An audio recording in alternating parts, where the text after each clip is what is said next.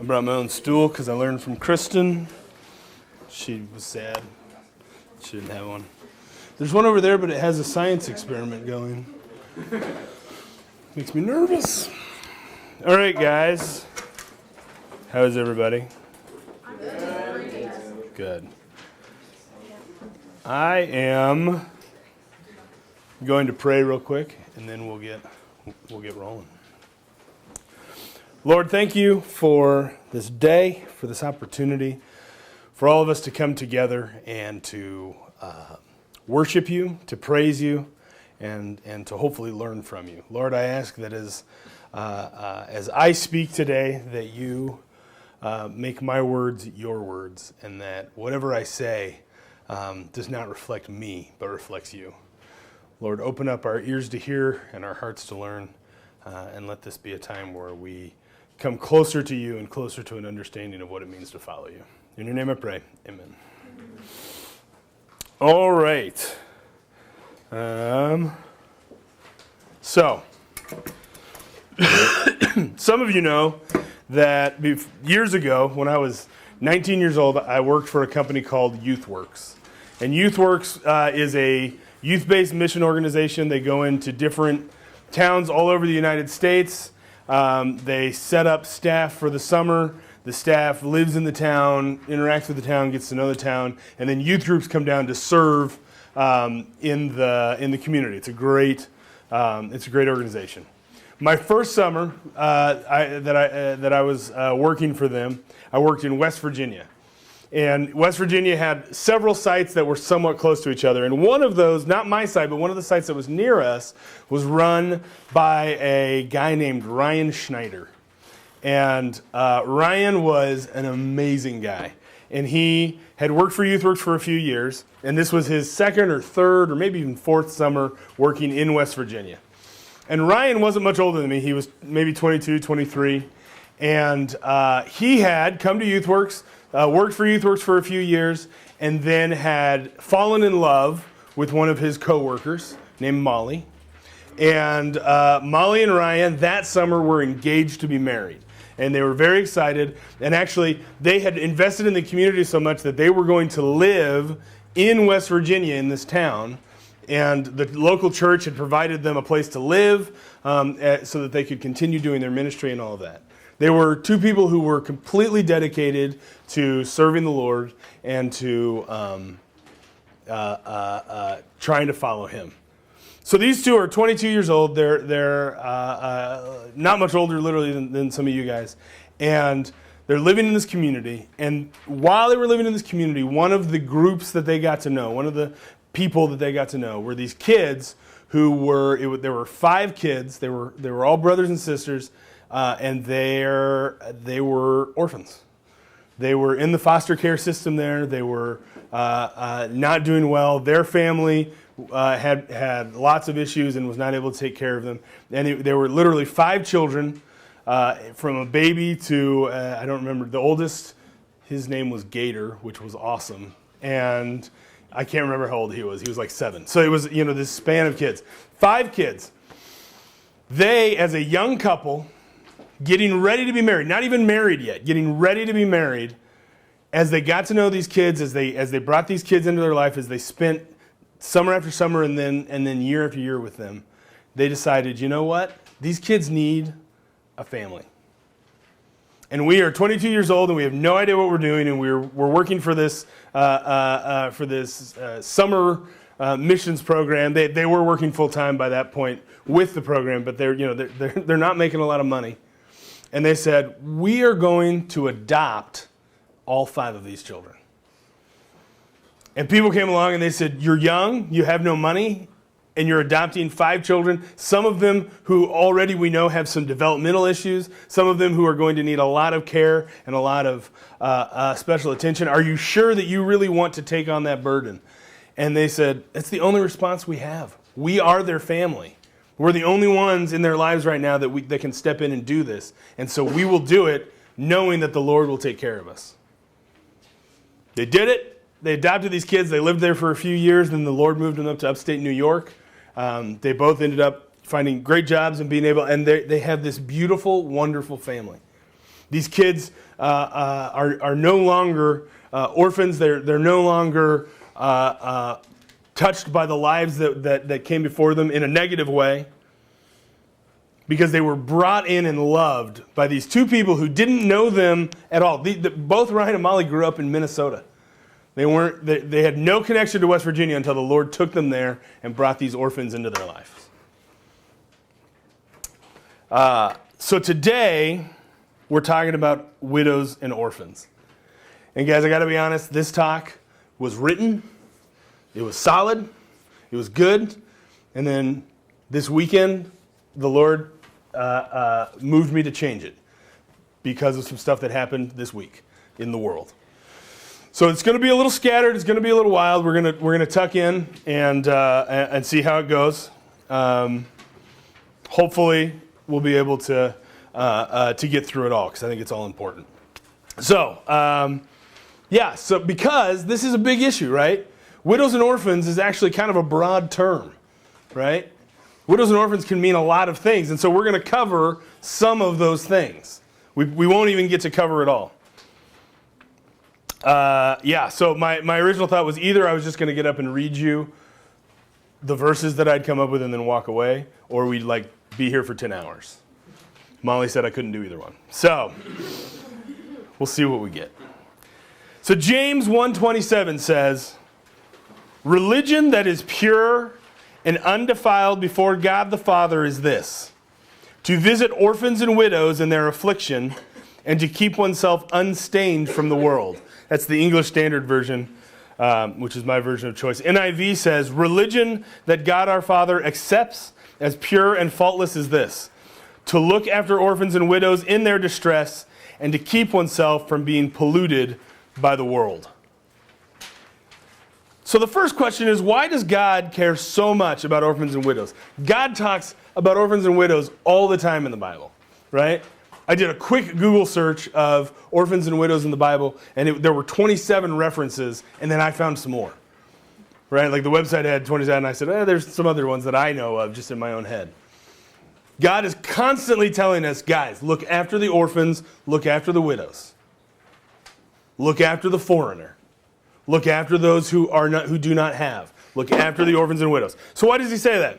Well, in Exodus, right, all the way back at the beginning of the Bible, when we're just starting this story of God and his people, God says to his people, "You must not mistreat or oppress foreigners in any way. Remember that you yourselves were once foreigners in the land of Egypt." So right off the bat, oh yeah, God cares about foreigners, widows, and orphans because his people, that's who his people were.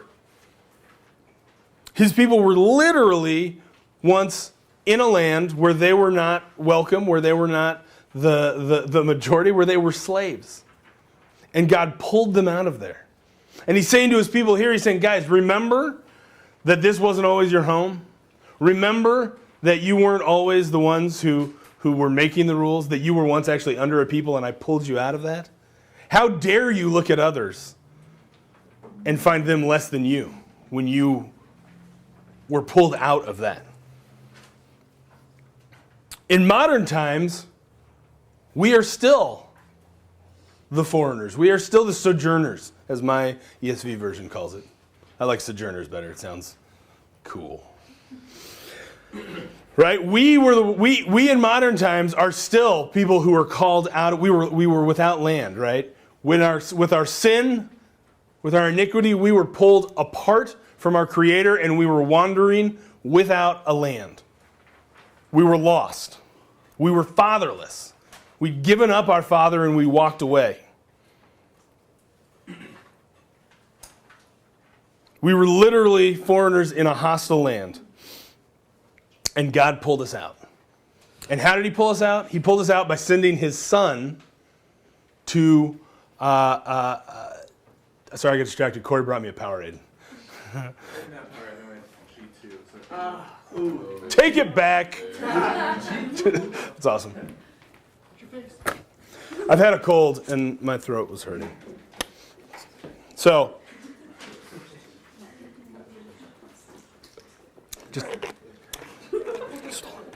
Thank you, Corey. So we were fatherless. We were orphans. We have walked away from our father.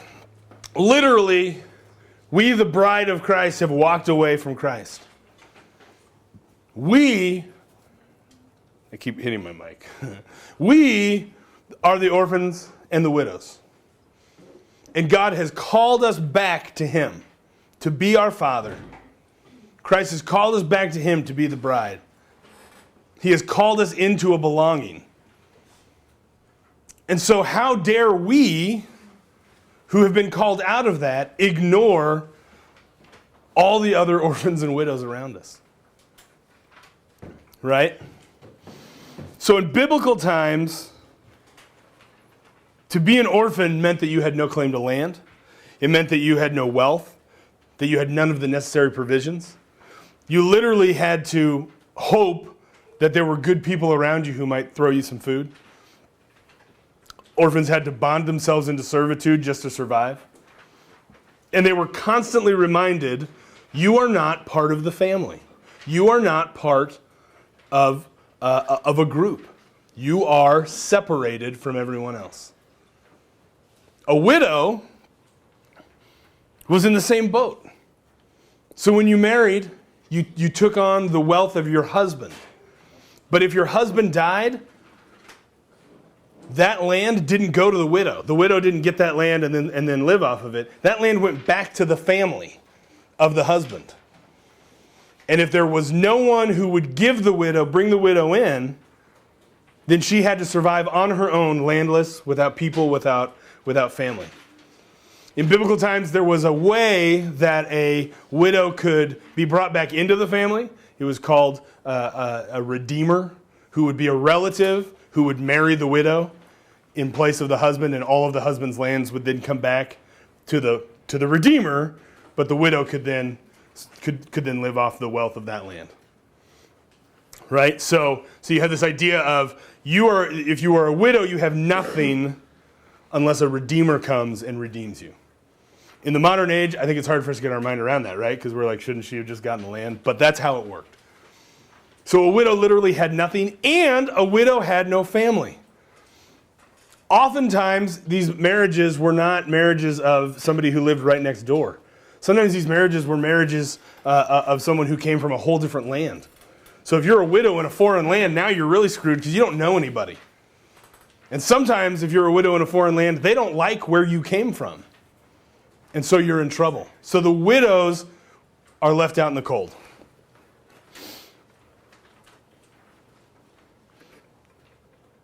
What Christ came to say to us, and what God has said throughout the Bible, is that we are the orphans and the widows when it comes to God. And rather than leave us to die or to suffer, to live in strife, God sent His Son. And He didn't send His Son just to redeem us, and He didn't send His Son just to take pity on us. He sent His Son so that we would become part of the family. Without Christ, we have no family. With Christ, we are in the family. God doesn't keep the orphan as an outsider. He says, you are family. I no longer even remember that you were an orphan. You've taken my name. He doesn't see the widow as the forgotten bride who should be pitied and maybe thrown a few scraps. He sends a redeemer to bring her back into the family and claim what is hers. And so, if He's going to send His Son to redeem us, if He's going to send His Son to bring the family, He demands the same of us. Right? So who are the orphans and the widows? What comes to mind when you hear orphans and widows, like right off the bat? This is a question for the audience. People in need? Like, what's the image you get in your head, though? Poverty. Okay. People wearing black clothes. Okay. Right? Like, the image that I get in my head are those commercials that come on where the kid's got flies around him and he's starving. You're right? The image that I get is is honestly like, oh, that's another place, right? Orphans. You guys, some of you who've been to Haiti might think, Haiti. You might think about the trips you've taken, right? You've gone to the orphanages there. And I think that is obviously right on, right? There are orphans throughout the world that we are aware of in the modern day, and we have opportunities to serve those orphans, right? And it's crazy that all the opportunities that we can have, right? We talked a lot last week and in the past couple weeks actually about Compassion Children, Molly's program, which I forgot to ask her what the name was. But ways to help out orphans where we give money to an organization that then steps in and makes sure that they have all of their needs. And that is fantastic. It's a way for us to give out of what we have to others. It's a way for us to reach far beyond what we would be able to reach from just right here. So we're not going to focus a lot on the orphans of the outer world in that sense today, just for time's sake. But I do say, pray about it. If the Lord is calling you to take on a compassion child or one through Molly's program or any other program you know, do it. It could mean sacrificing some of your own money and some of your own things. It could be that you have to actually set aside something that you do, something that maybe even benefits you. But if the Lord is calling you to do it, do it. Because He's calling you to take care of His orphans. He's calling you to take care of His widows. So if He calls you to do it, do it. If the Lord calls you to go to Haiti, do it. Go to Haiti. Some people say, oh, short-term missions, what does that really do? Well, if the Lord's calling you to go to Haiti to hang out with kids in an orphanage, what it does is furthers the glory of the Lord. What it does is furthers the calling of the Lord. I don't know what all the Lord will do through that, but I do know that if the Lord is calling you to go to Haiti, if He's calling you to go to Uganda, if He's calling you to go anywhere across the world, do it. If you need help figuring out how to do it, if you say, man, I do feel like the Lord is calling me to this place, but it's not a place that Colonial goes and I don't know how to do it, come talk to Molly. Come talk to Luke. Come talk to Adam. Come talk to me. We can help you figure out, right? There was a summer stabber here a few years ago who, when she was in 4th grade, discovered this small African town, which name I don't remember. She discovered it. She started praying for it in 4th grade because she felt like the Lord was burdening her heart with this town. She is now 23. She just went to that town last year. The Lord spent all of that time preparing her, and then an opportunity came, and she wasn't seeking that opportunity. She just knew that she'd been praying for this place for years. The Lord said, I want you to go and be with my people there. So if the Lord is calling you to a place, start praying about it, start figuring it out. Start figuring out how you're going to help His widows and orphans there. All right? We'll figure out a way to do it. It may take a while. No worries. So be prayerful of that. So that's the first part. Second part. I kind of breezed through that. If you want to get into it more, talk to Molly, talk to Luke, talk to me. So this next one is the part that caused me to kind of redo my talk, right? So on Friday of last week, and I don't believe in preaching politics at all, so don't worry that I'm about to bring up some politics and be like, great, now we're going to hear John's political opinions. I will give you my political opinions, but not from here. But last Friday, President Trump put forth an executive order which stopped refugees from entering the United States borders. This order had lots of different facets and lots of different things. Some things were stopped for 120 days. Some things are stopped for 60 days. There's things that need to be reviewed. There's things that may come back. There's parts of it that ban specific countries because they are countries that President Trump has identified as dangerous. All of these things. Part of that order literally stopped people who were already in the U.S., who already had their paperwork, who were already ready to come as refugees into our country. They were literally stopped in the airports. Yesterday, a federal court said, you can't do that. We're going to put a halt to that until this comes through, so those people can at least come through. But he stopped the refugees. Now, here's where I could get bogged down and I could be like, guys, let's talk about the facts. Let's talk about studies. Let's talk about how many terrorist acts have come from refugees. I'm not going to do it. Again, I'll talk to you about that later if you want. Because what I'm here to talk about today is to ask the question, this relevant thing that has happened in our culture, what is our response as radical countercultural followers of Christ? What should our response be? Not what should you believe politically, or should do you agree that this should have happened or not? But what should our response be as biblical followers of Christ? The world wants to tell you that the sojourner, the foreigner, is someone to always worry about. That they are always a possible danger to us. And this makes sense, right? Why invite someone into your home who might rob you? Why invite someone into your country who doesn't necessarily believe in the very foundations that make your country what it is? It's not crazy to say, to see the world's perspective, that we should be careful about who we allow to step foot in here. That's not insane. The problem comes when we start looking at it from a biblical perspective. Because we are not called to live according to what makes sense in this world. We follow a Savior who literally knew that coming to earth and loving us would result in his death. He literally knew that if he came and lived among us and he did miracles and he did wonderful things, if he came and he spoke what he was going to speak, which was going to be against the culture, that people were going to get angry, that he was going to be reviled, and that he would end up dead. He knew it. It wasn't even there's a possibility. He knew it was going to happen, and he came anyway. He knew that if he spoke out and said, you have to love certain people, that other people would get mad enough to turn on him.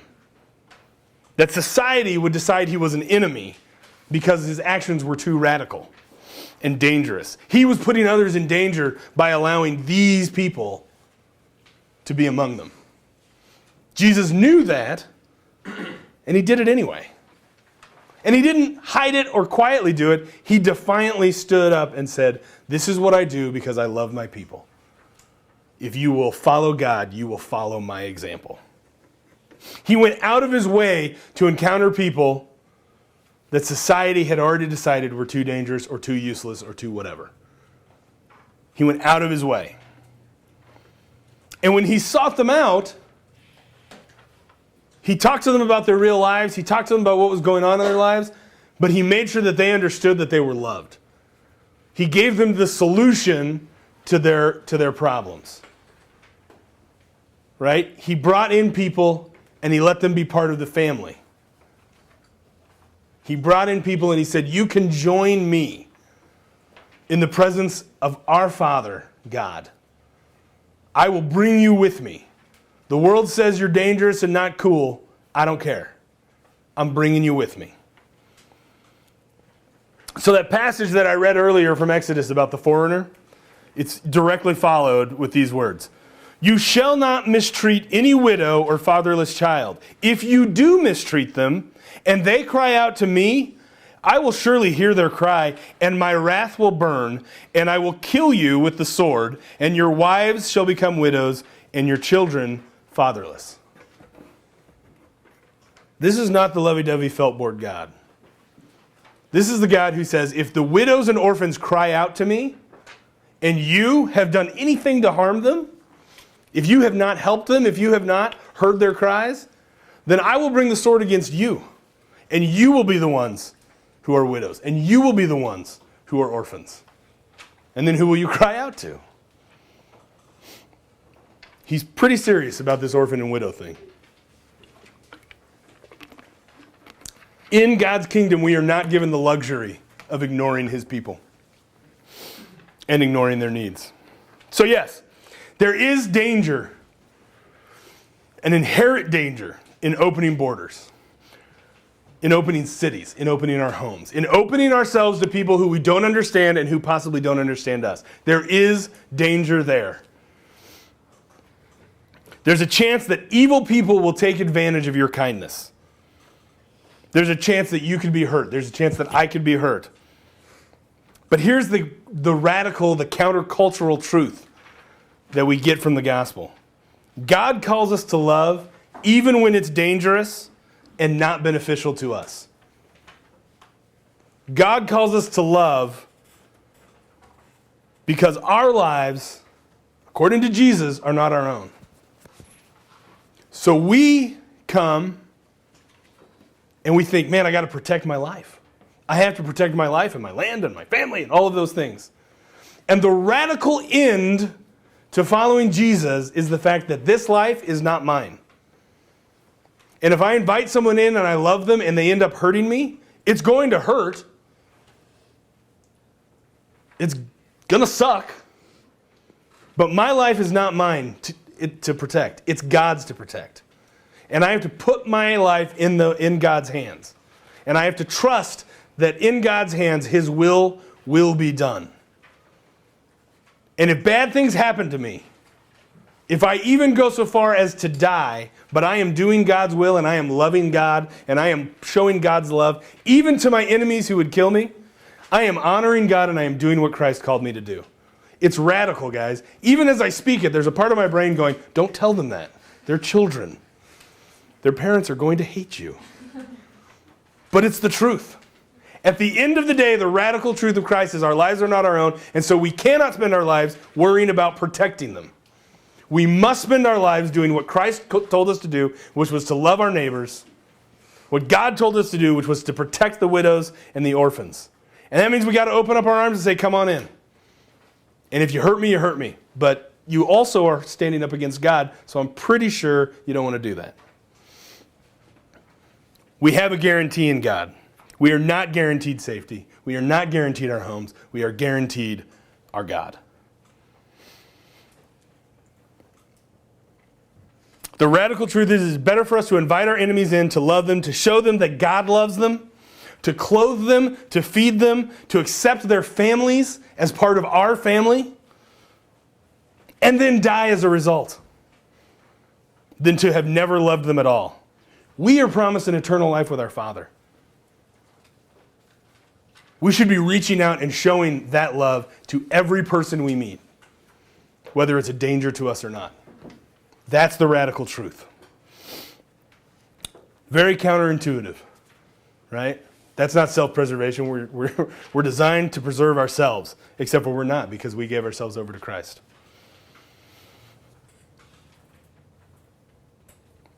So in high school, I had a good friend. I'm going to call her Kay, because I didn't ask for her permission to share her story. We knew each other fairly well in high school. Got out of high school. She went on to go to college in Texas. She got into the drinking culture and started to have a problem with alcohol and all that jazz. And she came through that, got help, sobered up, found Jesus. And when she found Jesus, she decided, you know what? I need to give my life completely over to God, including what I do with my vocation, with everything I do. She got a job helping refugees, helping Syrian refugees who have been relocated to Texas. She loves it. She constantly is raving about getting to hang out with these people who she can show God's love to, who she can hang out with every day. She's radiant when she talks about it.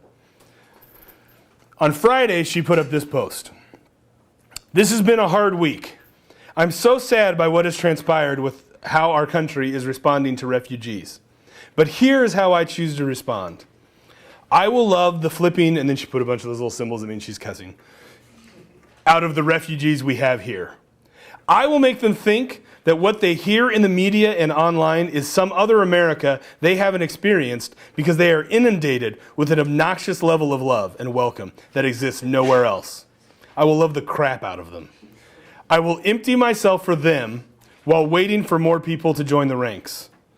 I will show them how worthy they are, and I will constantly remind them of their dignity until they put their hands up and they say, "Crazy white girl, I get it. We've already been over this 8,000 times. I have so much dignity. I am made in the image of God, and I am so valued. I will fight for them, and I will put my neck on the line for them, and promote them and care for them, because they are worth every bit of that and more. That's counterculture. That's saying, I get it. There's laws. There's things that are going to come in place. I don't care. I get that people around me are really nervous that I work with these people. I don't care. I will stand up for them.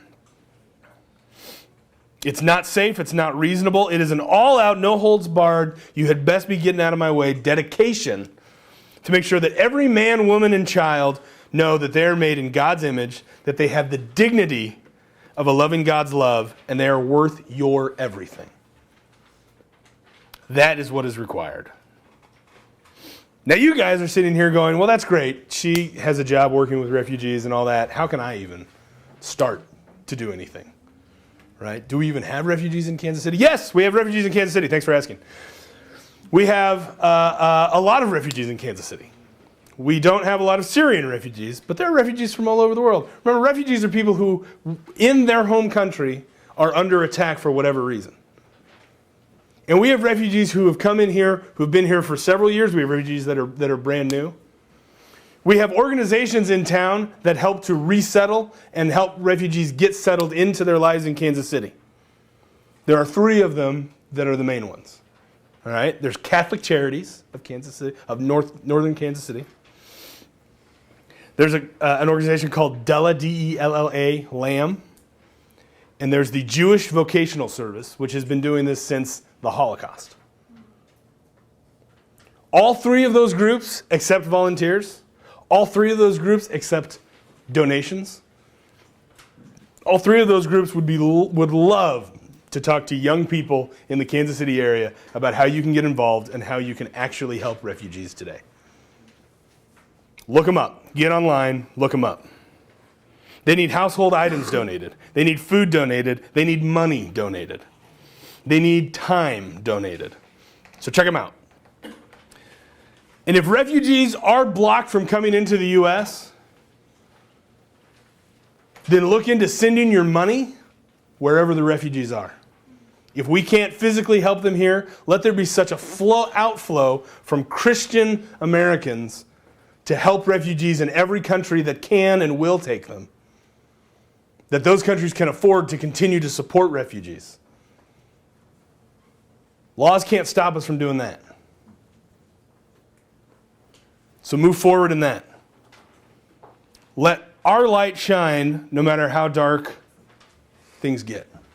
Let the light of the Lord shine out from us. And put our actions and our money where our mouth is. All right, you guys are thinking you're done. You're not done. We have a third part. We doing okay? I'm drinking Gatorade. I'm fine. Okay, so that was heavy. That was big. I don't apologize. We're going to move on to more. Now we're going to move from this outside perspective of the world to the inside perspective of Kansas City, of where we are right now. So orphans and widows come from all over the world, but they're also orphans and widows in the U.S. On any given day, there's an estimated 428,000 children in the foster care system in the United States. Some of those kids will stay in the system for a very short period of time. Some of those kids will stay in that system until they age out at either 18 or 21 or whenever their state says that they have aged out. There are children who, for whatever reason, cannot live with their parents. And so we have a system that gives them their basic needs. And when I say basic needs, I mean the most basic needs. Some foster children literally only have 1 or 2 sets of clothing. They get enough food to keep them healthy, but they don't get anything extra. They may or may not have a bed, and they may or may not have to share that bed. They may be moved from the place they are at the drop of a hat with no warning and have to go and live with another family or another person or stay in a state-run place. It is not,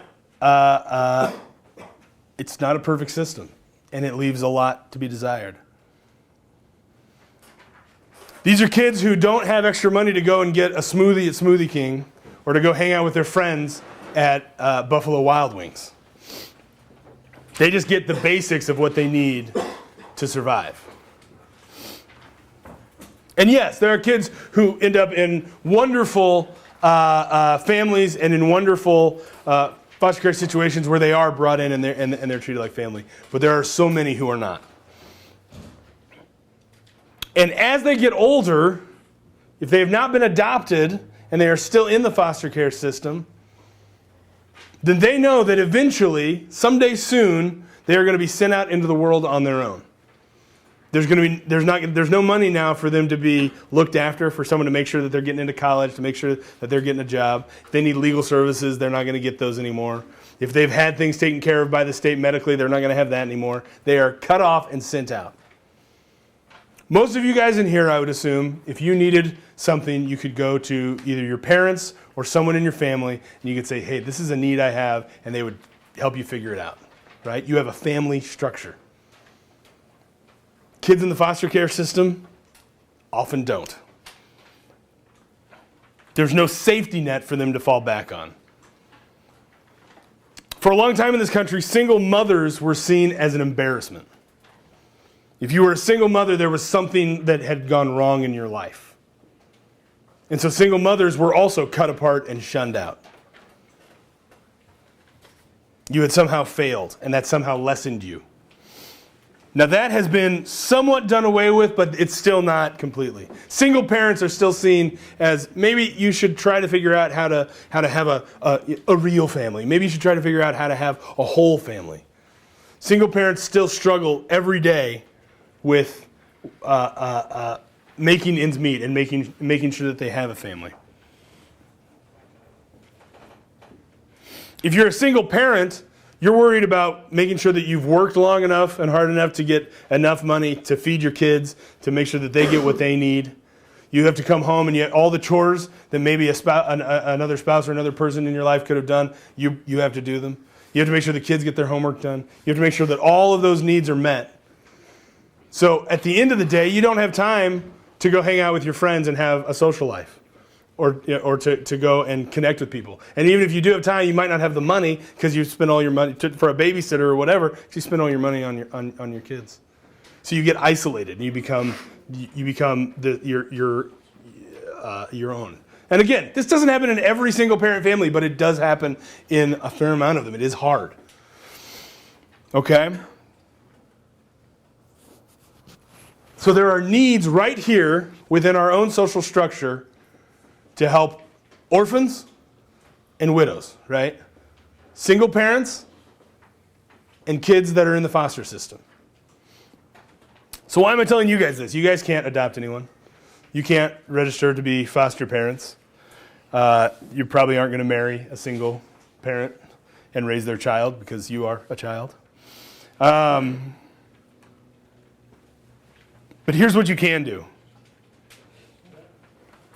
You can ask the Lord to make you aware of the orphans and widows in your life, right? So often we just go along our day. We don't think about what's your family situation. What are you feeling? Where are you, right?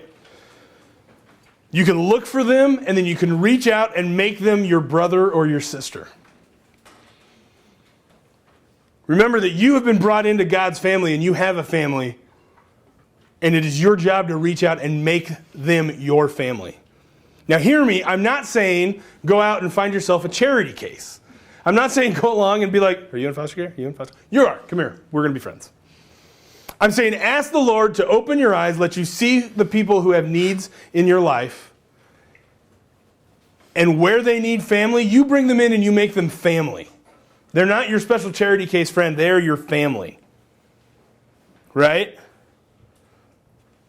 So what does that mean? What does that mean if the kid who you've just become friends with, who you've made part of your family, now they have to get up and move and go across town because this foster family isn't working out and they've got to go to that one? It means that you're going to have to figure out how to get across town to pick them up to go hang out on Friday night at the football game. Because that's what family does. Family figures out how to make things work. Well, now they don't have a cell phone, they can't contact you. So maybe you got to figure out how to get them a cell phone. so that you can stay in contact with them and you can still bring them into your life, because that's what family does. If my brother said, hey man, I don't have a phone, I can't contact you, I would figure out a way to get him a phone because he's family. That's what we do. And sometimes you're going to do all that, you're going to do all these wonderful things, you're going to, you're going to really make them feel part of the family, and they are going to completely ignore you. And they're going to, because life is hard, and they're going to say, I don't have room for you right now, and I've got to figure out me. And so thanks for the cell phone, I'm never calling you again. Okay. God didn't call you to only be friends and family with those who make you feel good when it's all said and done. He called you to take care of the orphans and the widows and to make them family. So you make them family and you help them out and you sacrifice, and if they throw it back in your face, you say, you know what, I still love you because you're family. My brother and I growing up, we fought horribly. I mean, we broke things. We pounded on each other. And we would walk away hating the other person for like an hour, and then we would come back and we would make up because we were family. And that's what family does. We're not called to just be good friends and take on charity cases. We're called to make people family. There's a single parent on your street. You go down and you offer to babysit for them. You go down and you offer to look after their kids. You figure out ways, you get to know them so that you know their needs, right? You get to know them because they're part of your family, then you know what they need, and then you meet those needs. Not because they're a charity case, but because they are your family.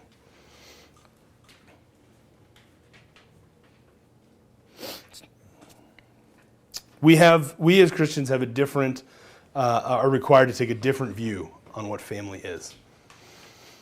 Right? Whether it's family across an ocean that we help support through compassion and other things because they are part of our family. Whether it's refugees who we've got to figure out how to love even though it's hard and maybe not even politically accurate. Or if it's the orphans and widows who live right here in our town who are desperately crying out. I didn't have a chance to talk about, to share a couple of stories. I may see if you guys can put them up on the website or something like that. In the podcast tomorrow.